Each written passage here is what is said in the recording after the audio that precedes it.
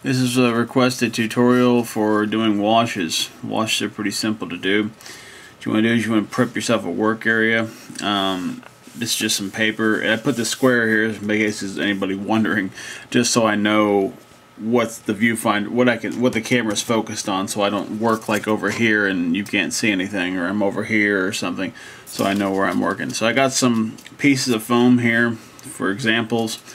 I painted this side with this baby blue paint, and I painted this one orange, as you can see, and then I've cut these deep grooves like a tile set or something, and I put these kind of almost like the wood grained things that I had that last time, just for some examples. You can use washes for many different reasons. One of them is just to tone. For instance, let's say this is real bright and you want to darken it down. Now all a wash is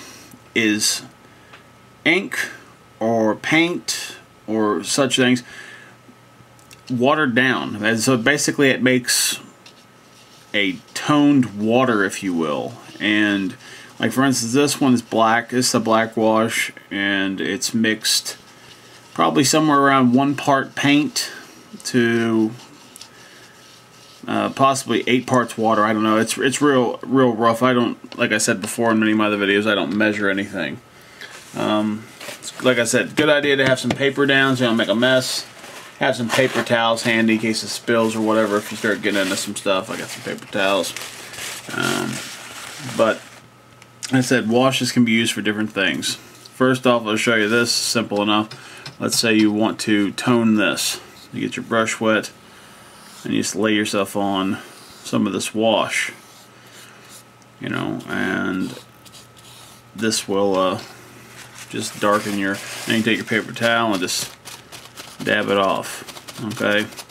And what that's going to do is, you can see that as I take off the excess, all it's done is it's toned it. Now, this is the original color.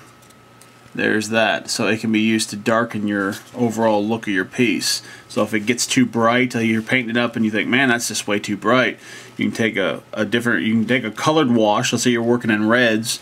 It's real bright red. You could take a plum like this color, this deep plum color, or a dark red or whatever, and do this. Or you can apply a black wash and that will tone it back down. Your other use for your washes is to accent your details. If you don't want to like dry brush, you take your brush and you lay this in, just run it across there, and what that's doing is going into those cracks.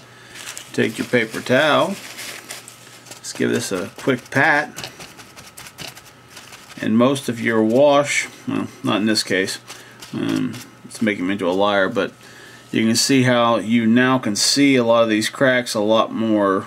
If these were deeper, naturally they would look better, but they're real light, you know.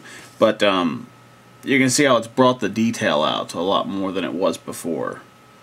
This piece is making me into a liar, but that's basically the principle for it. And I'm sure guys have seen the people who do custom figures, and they'll have the deep lines and the muscle tones, and that's what it is. All that does paint seeping into the deepest areas, and that's basically that.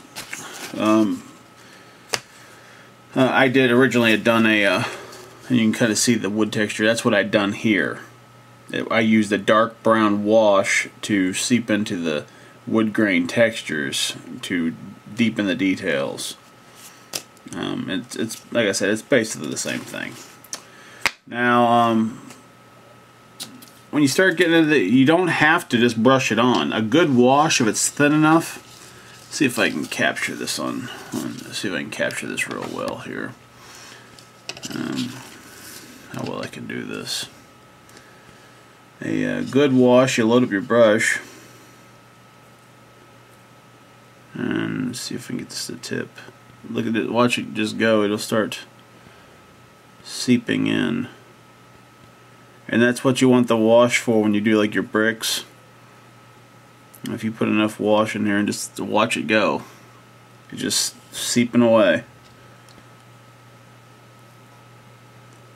And that's what the wash is for. When I talk about putting the wash on the bricks, and just watch it just runs through all the cracks. And that's what the wash is for, is just to seep into those cracks and crevices. I mean, and if your wash is thin enough, it will do just that. It'll just fill in all the cracks and crevices. And most times I just lay it on like I did with those other pieces. But that's what you use that wash for, is just to fill in those cracks. And once you tip that, it'll just flow down. And you see I just dripped on the damn paper. But that just gives you an example right there of how that will flow through those cracks and stuff. And that's all a wash is, you know. And if, once that's down those cracks, you can take your paper towel again, and, you can wipe it off, all your excess, and it still stays in the cracks. Now, normally when you're going to do like bricks or whatever, you'd do a black base coat of paint anyway. And the wash, because when you go to paint, for instance, you taking your paintbrush and trying to paint this, you'd have to cram your brush down into those cracks. You'd sit there cramming at it, and you don't have to do that. Just, so that's what eliminates that. So you can make sure you get all those nooks and crannies by applying the wash. I really hope that's what you're looking for. Addressing the guy who originally asked for it. If you have any other questions, you can ask. But I think that's pretty much it when it comes to that. I hope that this information is helpful to you, and if you guys got any questions, you can always holler at me.